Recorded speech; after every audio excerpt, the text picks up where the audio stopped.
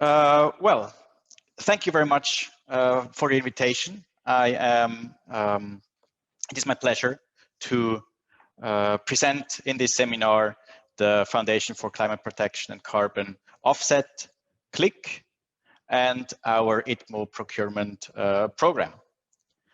I will try to be as concrete as possible and will structure my presentation as follows. I will start with a short background about the KliK Foundation and our background, then provide a short overview of our current portfolio, and to give you a bit of flavor of how such programs look like, I will show quickly two program examples we are currently developing, and then close with an outlook into the further developments of these Article 6 activities. So basically, in its nationally determined contribution, the so-called NDC, Switzerland pledged to reduce its greenhouse gas emissions by 50% until 2030 compared to 1990 levels, with a minimum of 30% to happen domestically in Switzerland and the rest to happen abroad through the purchase of so-called ITMOs under Article 6. Switzerland defines the concrete measures to achieve that NDC target in the Swiss CO2 Act. Under that act, the importers of motor fuels are obliged to offset parts of their emissions or part of the emissions caused by the use of motor fuels in Switzerland. And in order to achieve that goal, all these importers founded in 2013 the Foundation for Climate Protection and Carbon Offset, KliK, which is a kind of an offset grouping to achieve that goal or that target under the Swiss CO2 Act on behalf of its members. Now,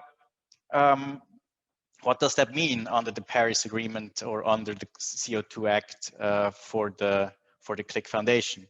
It basically means that until 2030, we need to reduce domestically in Switzerland 25 million tons of CO2 equivalents, and abroad offset 35 million tons through the acquisition of internationally transferred mitigation outcomes, so-called ITMOs. So quite a challenging goal. And how do we do that, or what are the means for compliance? Basically, there are these two mechanisms under the Paris Agreement, Article 6.4 and Article 6.2.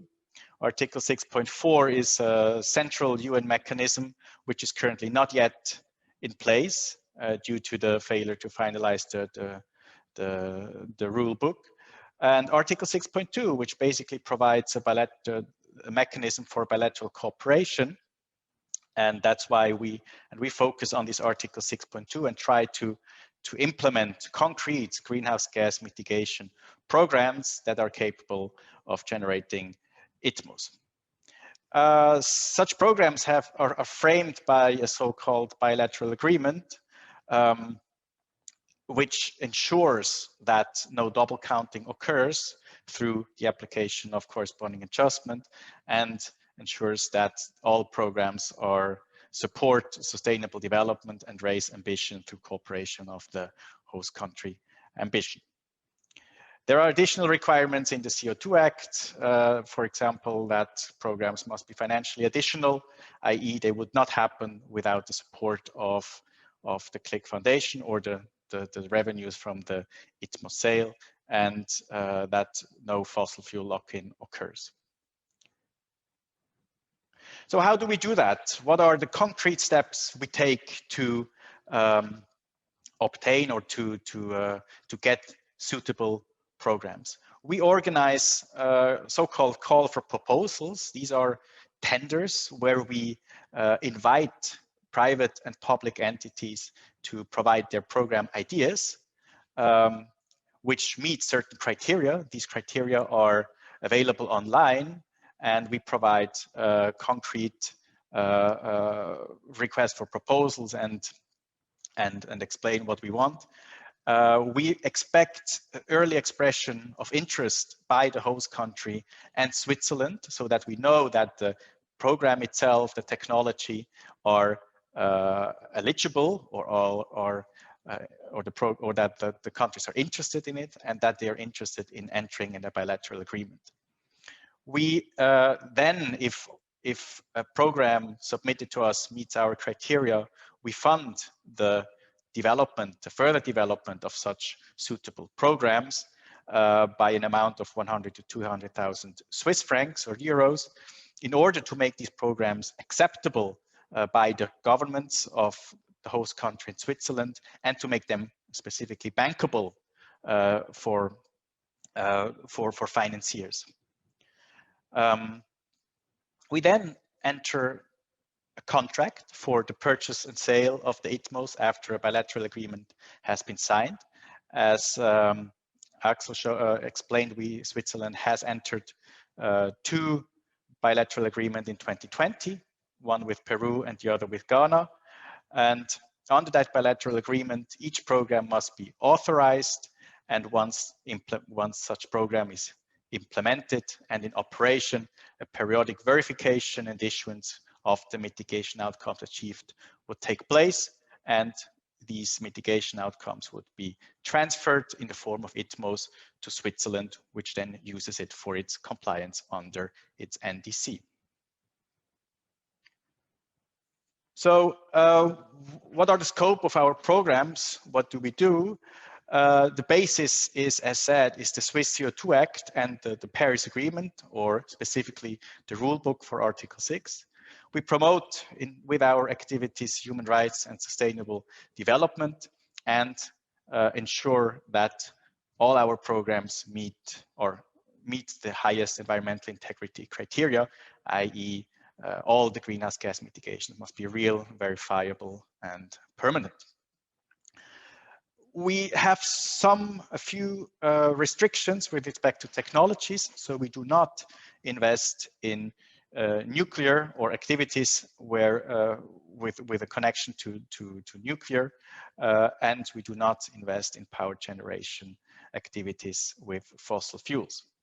We are not able to invest or to purchase ITMOs from programs from biological sequestration programs, so no RED+ or LULUCF. And another one is demand-side energy efficiency, that is with respect to the avoidance of fossil fuel lock-in, which we are not allowed to invest in. So what is our portfolio currently looking? We have since 2019 conducted 3 tenders, 3 call for proposals. The third one finished or closed about a month ago. We are currently evaluating all the received proposals. In the 2 call for proposals we have finished already, 60 programs have been received. 28 programs of which had to be rejected. That's the gray part of the figure on the left side, just due to the fact that these programs did not meet our criteria, such as financial additionality or not additional to the unconditional part of the NDC of the host country. 16 programs basically met our criteria, but required some design changes. So we call them the resubmissions, that's the orange part. And the remaining 16 programs have been pre-selected, i.e. ready to be further developed, financed by the KliK Foundation. 7 of these 16 programs are now under further development.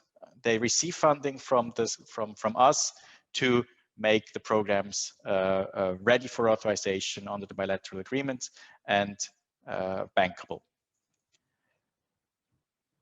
These 7 programs include biogas for cooking and power heat generation in Senegal, Morocco, and Mexico. These are 3 program proposals we are currently developing. Energy efficiency measures in Morocco and Peru, and 1 waste management improvement system in Senegal, and a photovoltaic program in Ghana are now under development with our support.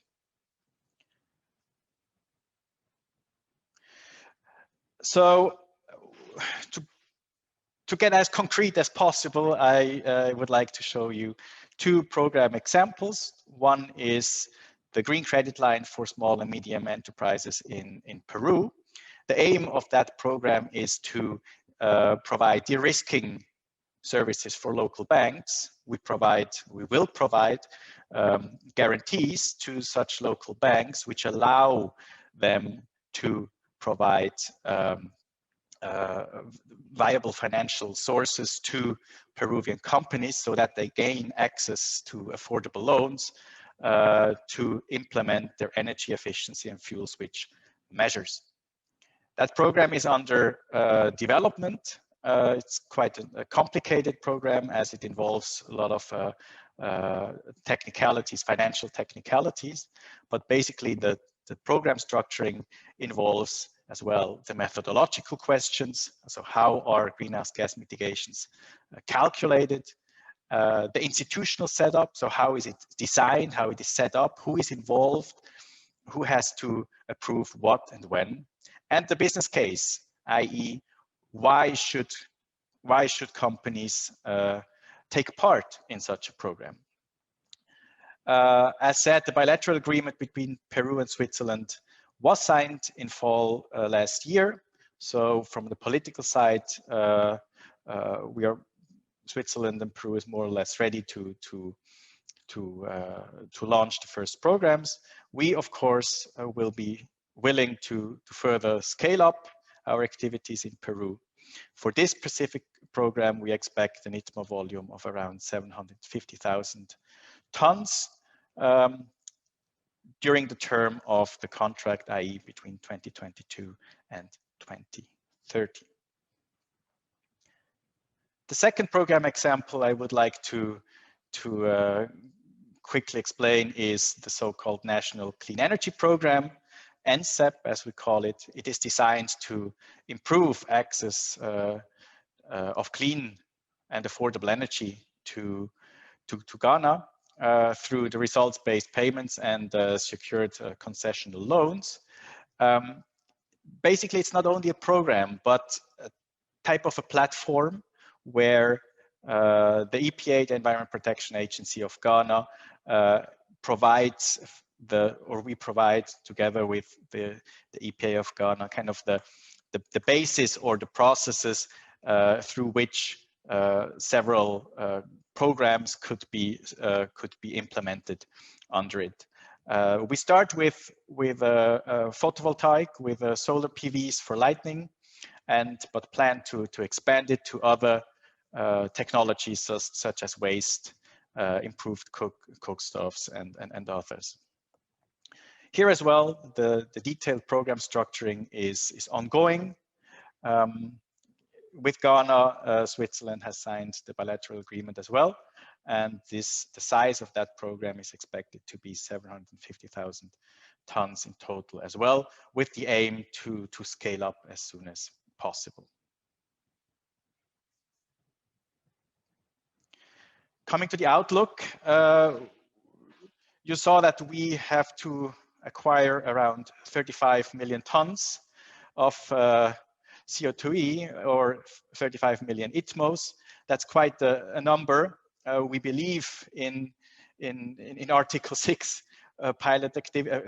Article 6 activities, and will scale that up in the next few years, and hope that the rule book will be finalized at COP26 to gain momentum and get more and more countries in this Article 6 field and scale that market up. We will further develop programs and expect and hope that more bilateral agreements will be signed with Switzerland this year. We then hope that we can get the first programs authorized under bilateral agreements in this year, or hopefully next year, early next year, and implement the first one late next year.